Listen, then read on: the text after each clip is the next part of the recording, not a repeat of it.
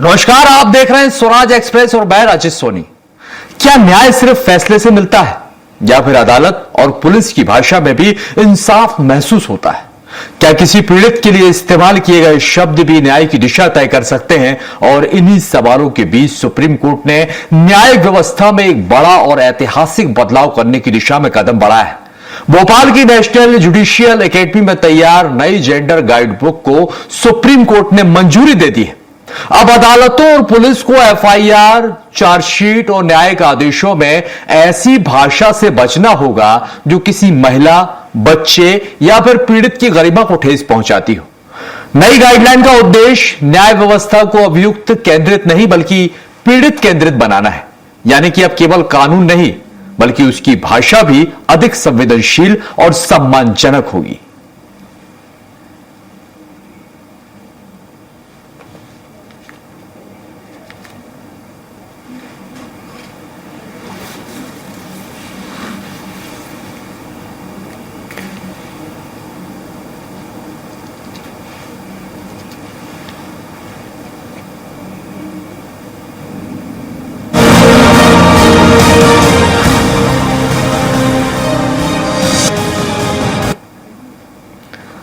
तो देखिए, संवेदनशील न्याय की शुरुआत हुई है। अब अपमानजनक शब्द हटेंगे। प्रोस्टिट्यूट यानी काल गर्ल होगी कि रखेल जो होगी उसका भी नाम यहां पर बदला गया, उसे पार्टनर कहा जाएगा।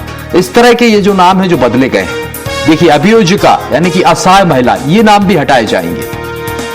शील भंग करना, इसे भी जो है अब कार्रवाई से हटा दिया जाएगा। सुचिता खो देना, चरित्रहीन, कुछ इस तरह के शब्द ये भी अपमानजनक श्रेणी में आते हैं, ये भी हटेंगे। और पीड़ित का चरित्र जो इस्तेमाल होता था, इसे भी अपमानजनक शब्द माना गया है, इसे भी हटाया गया। सिखाया गया बच्चा, जी हां, इसे भी हटाया जाएगा, ये भी अपमानजनक शब्दों की श्रेणी में। होमोसेक्सुअल, इसे भी हटाया जाएगा।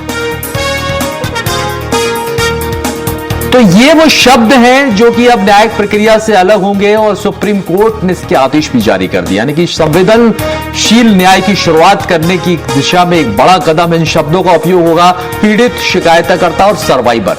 यौन हमला, शारीरिक स्वायत्तता का उल्लंघन, इस तरह के शब्दों का उपयोग अब होगा।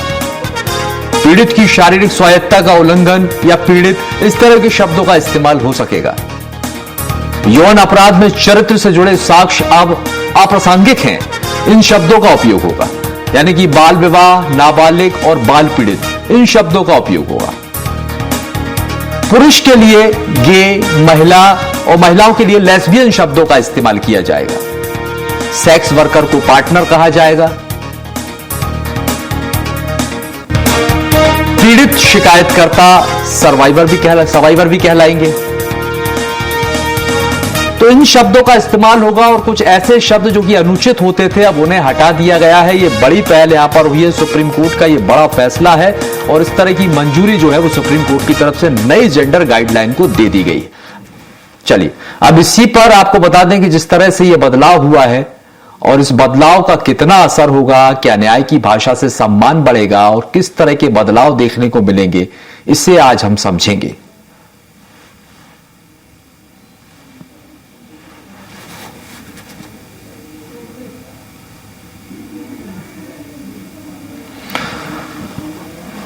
तो देखिए, शब्द ही ऐसे होते हैं जो इंसाफ दिलाते हैं, लेकिन कई बार ये कहा जाता है कुछ ऐसे शब्द होते हैं जिन शब्दों से लोग आहत हो जाते थे।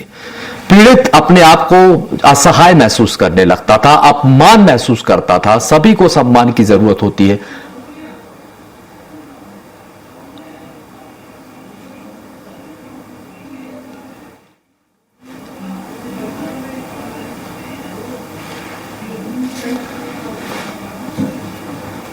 तो देखिए, नई जेंडर गाइड बुक में जिस तरह से बदलाव किए गए हैं, इसका कितना असर होगा यही हम समझेंगे, क्योंकि सुप्रीम कोर्ट ने एक ऐसी पहल की है जिसको मंजूरी दी है। अब जिससे कानून में कई भाषा का बदलाव तो होगा, इस तरह के शब्द तो बदलेंगे, लेकिन वास्तविकता में इसका बदलाव कैसा होगा यही आज हम समझेंगे। हमारे कार्यक्रम में दो मेहमान हमारे साथ जुड़ेंगे। तनुज दीक्षित जी जो कि वकील हैं, एडवोकेट हैं सुप्रीम कोर्ट के। समाज से भी हमारे साथ जुड़ी हैं डॉक्टर अरुणा यादव जी। अरुणा यादव जी, बहुत बहुत स्वागत है आपका हमारे इस खास कार्यक्रम में। पहला सवाल आपसे ही ले लेते हैं, जिस तरह से यह भाषा बदलने का प्रावधान लाया है सुप्रीम सुप्रीम कोर्ट, ये मंजूरी सुप्रीम कोर्ट ने इस पर दे दी है। आप इसे कैसे देखते हैं सुप्रीम कोर्ट के इस फैसले से? क्या ये भाषा बदलने से न्यायिक प्रक्रिया में भी कोई बदलाव आएगा? सर, ये शब्द बदलने में जो जमीनी हकीकत नहीं बदलेगी। यदि जज और पुलिस की मूलभूत जो माइंडसेट है वो नहीं बदलती, तो वे नई शब्दावली का उपयोग करके भी पीड़ित जो हैं उसी तरह प्रताड़ित कर सकते हैं, या केवल एक बोल सकते हैं आप कॉस्मेटिक जो ऊपरी सुधार बनाकर जो रह सकते हैं वही है ये।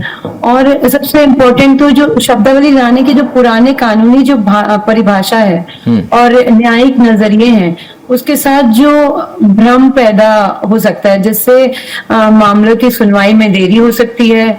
और भी बहुत सारी चीज है। भाषा को नियंत्रित करने के प्रयास के रूप में देखते हैं तो उसका तर्क है कि कोर्ट का काम कठोर सत्य को व्यक्त करना है, चाहे वह कितना भी अप्रिय क्यों ना हो। वे इसे पॉलिटिकल करेक्टनेस के नाम पर न्यायिक प्रतिक्रिया को स्टॉप करने का प्रयास मान सकते हैं। और भी बहुत सारी चीजें हम इसमें कह सकते हैं। केवल निर्देश जारी कर देना पर्याप्त नहीं है। हजारों पुलिस अधिकारी हैं और जज हैं। जजों को इस जो नई भाषा को संवेदनशील दृष्टिकोण के लिए जो प्रशिक्षित करना एक बहुत बड़ा और कठिन कार्य है। प्रशिक्षण के बिना यह जो गाइड बुक है वो केवल कागजों तक ही सीमित रह जाएगी। निश्चित तौर पर, क्योंकि ये जरूर अहम हो जाता है कि यहाँ पर प्रशिक्षण बेहद जरूरी हो जाता है, क्योंकि निचले स्तर से देखें तो ऊपर तक हम देखते हैं जिस तरह की भाषा का इस्तेमाल होता है। एडवोकेट तनुज दीक्षित जी हमारे साथ भी यहाँ पर जुड़ गए। तनुज जी, आप तक आवाज पहुंच रही है सर? जी। तनुज जी, जिस तरह का सुप्रीम कोर्ट ने ये बदलाव किया है नई जेंडर बुक में और इसको मंजूरी यहाँ पर दे दी गई है, कितनी महत्वपूर्ण हो जाती है यहाँ पर, ये आपसे समझना चाहेंगे? कैसे देखें कोर्ट की इस पहल को? हाँ, देखिए, बहुत अच्छी पहल है। और भाषा कभी भी निष्पक्ष नहीं होती। उसका हम विरोध नहीं किया, हमने उसका चरित्र जो है उसको ठीक किया है। और भाषा जो है, हम अगर बात करें तो ये दिशा निर्देश केवल जजों तक सीमित नहीं है। ये दिशा निर्देश, इसका प्रभाव मैं कहता हूँ कानून के, पुलिस के दायरे में भी होना चाहिए, अभियोजन द्वारा चार्जशीट में भी होना चाहिए, अदालतों द्वारा जो आदेश जमानत के और जो निर्णय लिखते हैं उसमें भी होना चाहिए। और मुझे लगता है कि जिस तरीके से जो अपमानजनक शब्द है, अगर उनको चिन्हित किया है जिस तरीके से, तो निश्चित रूप से ये एक बहुत बड़ी पहल हम कहेंगे ये आदेश को। इससे आने वाले समय में हम कहेंगे कोर्टों में जो महिलाओं का सम्मान है वो बरकरार रहेगा, चाहे वो आरोपी हो, चाहे किसी भी स्तर पर महिला के संबंध में कोई केस हो, लेकिन वो सम्मान, क्योंकि हम भारतीय संस्कृति को पालन करते हैं और हमारी संस्कृति में ये कहावत है, यति नारी पूज्यन्ते देवे सर्वदा। तो ये बहुत बड़ी कहावत भी है और इसको हम पालन भी करना चाहते हैं। लेकिन तनुज जी, हम कई बार देखते हैं, बिल्कुल आपने सही कहा, जब पीड़ित कोई और खासतौर पर महिला हो, जब न्यायालय पहुंचती है या फिर थाने पहुंचती है और जिस तरह का भाषा का इस्तेमाल किया जाता है, कहीं ना कहीं जिस तरह से ये जो भाषा है उससे वो चोट पहुंचती है, मतलब जो है असम्मानजनक महसूस किया जाता है। ऐसे में सबसे बड़ी जरूरत तो यहाँ पर अभी समाज सेवी डॉक्टर अरुणा यादव जी वो भी सही कह रही थी कि देखिए, नीचे से लेकर ऊपर तक मंजूरी दे दी, पहल अच्छी है, सराहनीय है, लेकिन जरूरत है इसमें सुधार कैसे होगा, इसमें एक बड़े प्रशिक्षण की आवश्यकता है, बड़े बदलाव, ये एक बड़ी चुनौती यहां पर उसे, ये कैसे मुमकिन होगा? क्या कुछ मानक तय किए जाएंगे इसको लेकर? अगर ये लागू कर दिया जाता है तो फिर अगर किसी की तरफ से कोई चूक होती है, थाने से बात करते हैं, फिर अगर इस तरह के मामले सामने आते तो कड़ी कार्रवाई होगी, ये सब कैसे होगा? देखिए, ये केवल न्यायिक शब्दावली बदलने का फैसला नहीं है, बल्कि मैं कहूंगा ये पूरी मानसिकता बदलने की पहल। किसी भी रूप में हम देखते हैं कि कोई अभी पीड़िता जब थाने पहुंचती है तो अपराध की जो पीड़ा है उसे असंवेदनशील भाषा के सामना करना पड़ता है, तो नहीं करना चाहिए। और इस तरह की जो पहल है इसके लिए निश्चित रूप से गाइडलाइन मैं मानता हूं कि बनेगी, और गाइडलाइन के साथ में इसके ऊपर जो कार्रवाई होगी वो मुझे लगता है कि बेहद आवश्यक रूप से मुझे लगता है देखने को मिलेगी इसको। ठीक है, डॉक्टर अरुणा यादव जी आपके पास आएंगे, लेकिन एक आपसे ये बात समझेंगे, क्योंकि अगर ये फैसला लिया गया है इस मंजूरी के बाद और अगर इसे फॉलोअप लिया जाता है तो आपको लगता है कि महिलाओं में या फिर जो बच्चों में है, जिस तरह से अब आत्म जो भरोसा है वो न्याय के प्रति बढ़ता हुआ दिखाई देगा आने वाले समय में?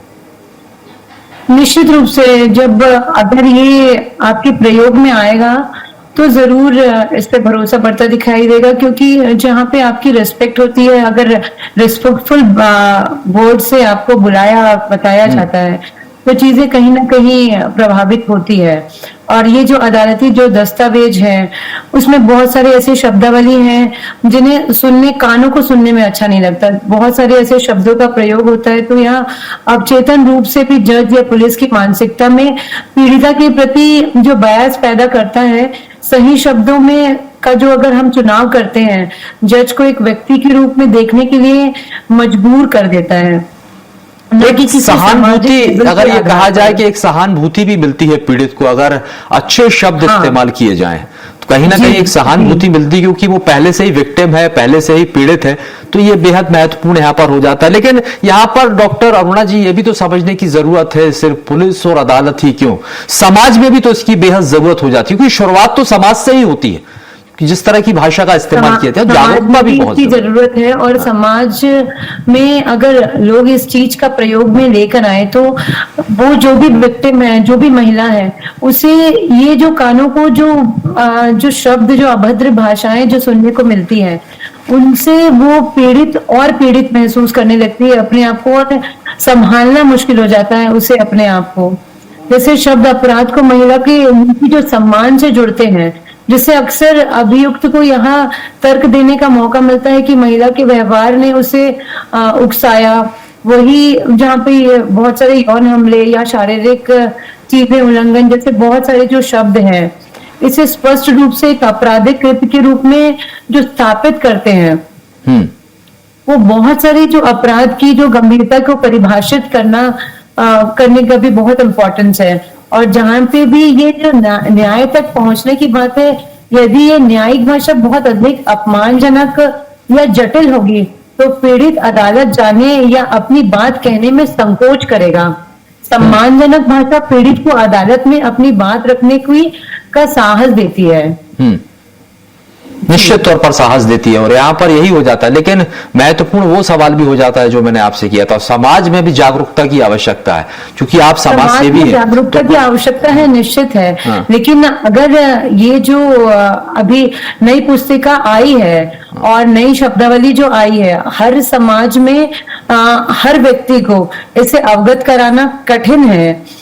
जब तक हम या अदालत इसको प्रयोग में लाए या न्यूज़पेपर में इन सब चीजों का आप जिक्र करें, तो बहुत सारी चीजें हो सकता है जो पेपर पढ़ पाते हैं, जो जान पाते हैं, जो समझ पाते हैं, वो उस चीज को अपने लाइफस्टाइल में प्रयोग में ला पाएंगे।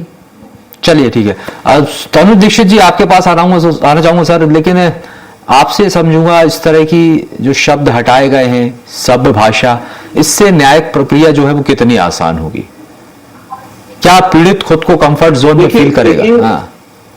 देखिए, न्यायिक व्यवस्थाएं तो आसान आज भी है, लेकिन मुझे लगता है कि उससे ज्यादा आवश्यक है कि कितनी सभ्य रूप से उसमें कार्रवाई हो सकेगी, कितनी मर्यादा के साथ कार्रवाई हो सकेगी, ये बहुत आवश्यक है। क्योंकि हमने जो अभी तक देखा है उसमें शब्दों पर कोई विराम ना होने की वजह से कई सारी महिलाओं को, चाहे थाना हो, चाहे अदालत हो, चाहे वो अलग अलग जगह पर अलग अलग तरीके से वो शब्दों को सामना करना पड़ता है, जिससे कई बार आंतरिक रूप से वो वे आहत भी होते हैं। ऐसे में शब्दों का सुधार न केवल समाज का सुधार, बल्कि आने वाले समय में एक मानसिकता का सुधार और मुझे लगता है स्वस्थ समाज की ओर मुझे दिखाई देता है।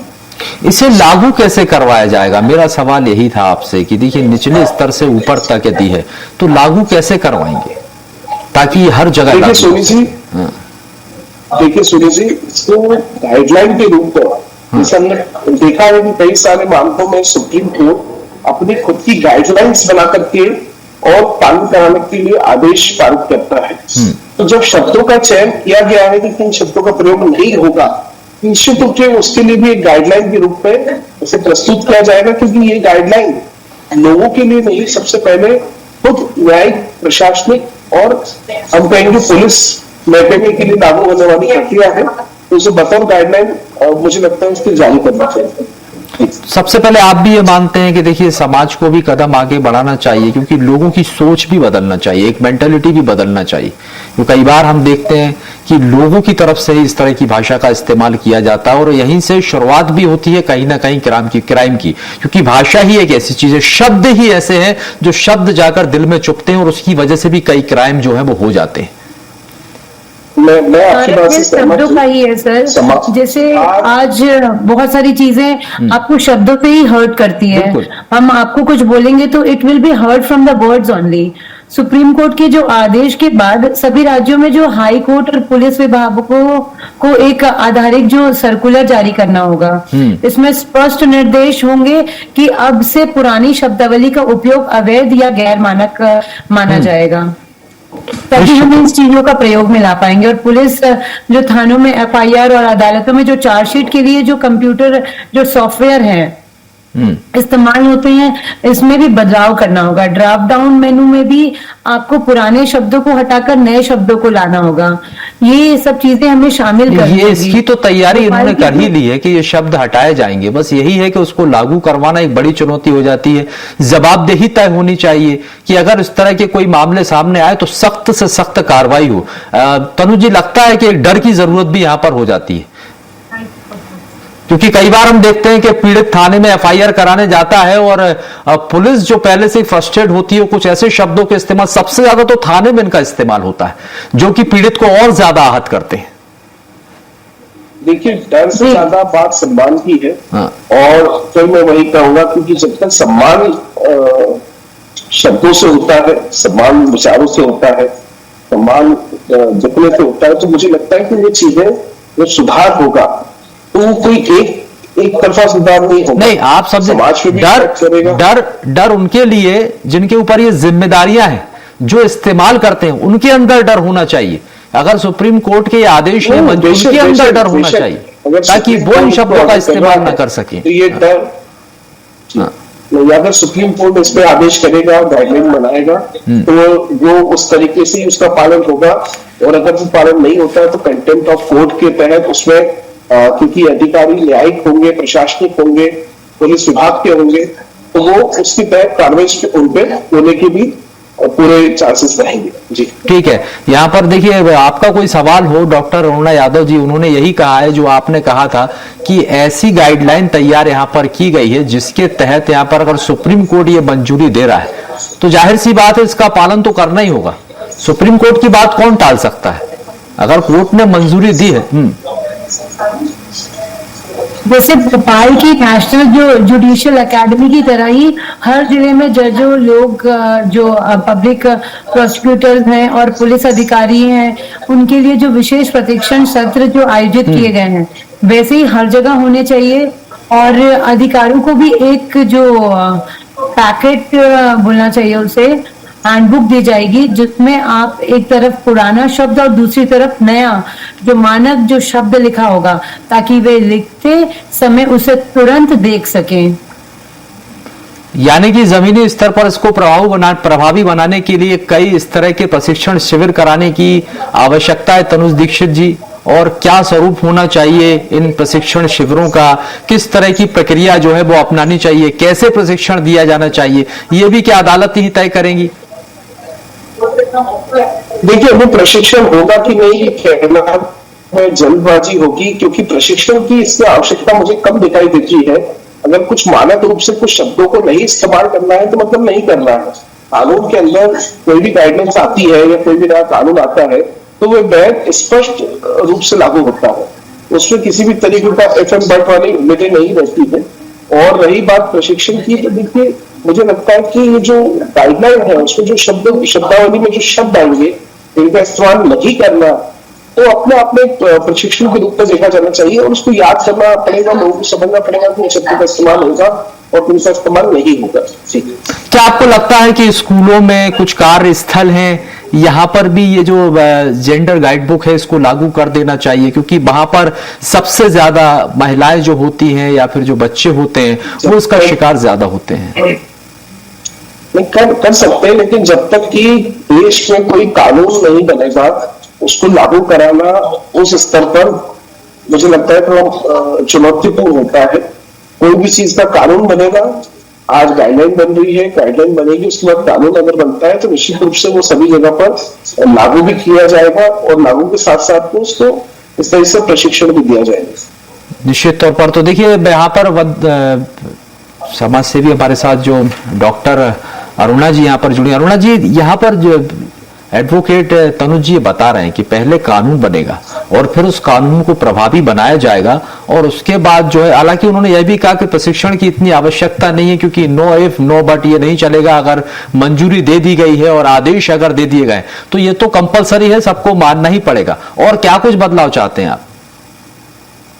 देखिए, यहाँ पे बहुत सारे बदलाव की जो आवश्यकता है, जो गाइडलाइंस जो जारी होनी है वो गाइडलाइंस जो जारी हो चुकी है। अब यहाँ पे जो शब्दावली हमें अपने आप में बदलाव करना है, हमें अपने आप में इस स्पीच को लाना है। तो इसको तो आप समाज से भी यही तो आपसे समझना चाहेंगे, क्योंकि यहाँ पर समाज की भूमिका भी बेहद महत्वपूर्ण हो जाती है। क्या इस तरह की लेकर जागरूकता अभियान चलाना चाहिए? यहाँ पे ये कोशिश करना चाहिए, कुछ समाज सेवियों को आगे आना चाहिए, सरकारों को आगे आना चाहिए, कुछ राजनीतिक दलों को आगे आना चाहिए।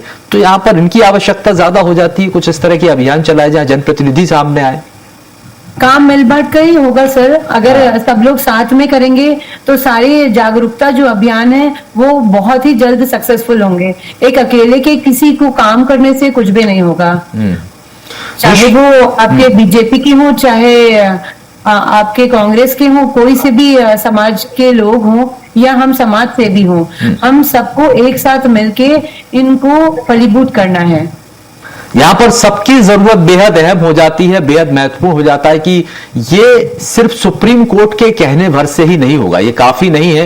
हालांकि सुप्रीम कोर्ट ने आदेश जरूर कर दिए, गाइडलाइन भी होगी, लेकिन पालन भी सबको करना होगा। लेकिन जरूरत है यहां पर सबको आगे आने की, समाज को आगे आने की, जनप्रतिनिधियों को सामने आने की। क्योंकि देखिए, जिस तरह से इस तरह की शब्दों का उपयोग किया जाता है, इससे कहीं ना कहीं पीड़ित आहत होता है। और यही वजह है कि सुप्रीम कोर्ट ने इसी का संज्ञान लेकर यहां पर यह फैसला लिया है और इस तरह की गाइड बुक को मंजूरी यहां पर दी गई। बहुत बहुत शुक्रिया आप मेहमानों का हमारे साथ चर्चा में शामिल होने के लिए, तनुज दीक्षित जी और डॉक्टर अरुणा यादव जी, आपका भी बहुत बहुत शुक्रिया चर्चा में शामिल होने के लिए। तो देखिए, नई जेंडर गाइड बुक का कितना लाभ मिलेगा यही हमें समझना होगा, क्योंकि